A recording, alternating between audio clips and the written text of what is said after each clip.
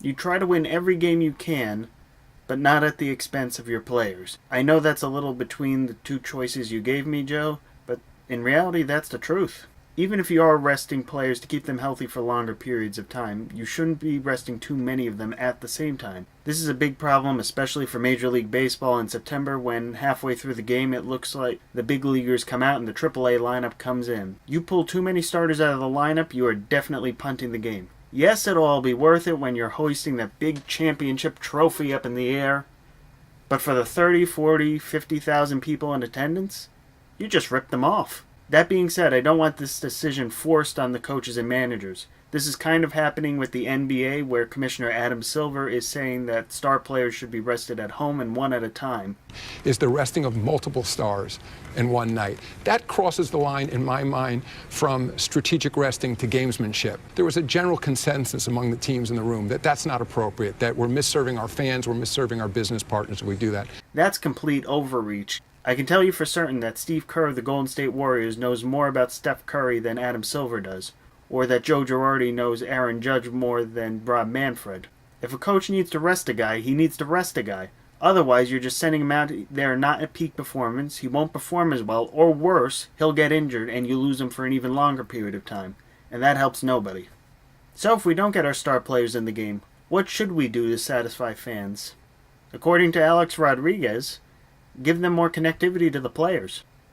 A-Rod wants to give us far greater access to the game than we ever had before in what he calls his 4-point plan to save baseball. To summarize his proposals, A-Rod wants batting practice and other pregame activities to be live streamed, special Google searches for MLB players, a $10 Tuesday family package for the first Tuesday game of every month, and finally, have players be mic'd up during the game. Personally, I think having practice live streamed and special Google searches for your favorite players is an excellent idea. Bringing fans in closer to see all the drills and practices that go on before a game seems like a no-brainer to me. Plus, it allows us to see what we want, which is Aaron Judge hitting incredible shots in batting practice. Likewise, custom Google searches would allow us to see in greater detail what our favorite players are doing, including some of their charity and non-baseball related activities that they would like to highlight. $10 Tuesdays, I can flat out tell you, will never happen. As much as it sounds like a good idea, and even if it's for only one game a month, the owners will not want to lose all that revenue.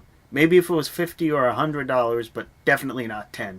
And as for the microphones, I like the idea, but there are some limitations. For example, you can't mic up a pitcher or a catcher in baseball because they're going to be walking to and from the mound talking about what pitch they need to do. Likewise, while it would be nice for us to hear the banter between the shortstop and second baseman between pitches, I don't think the manager would like us, or more aptly the opposing manager, to hear the shortstop talking to the pitcher.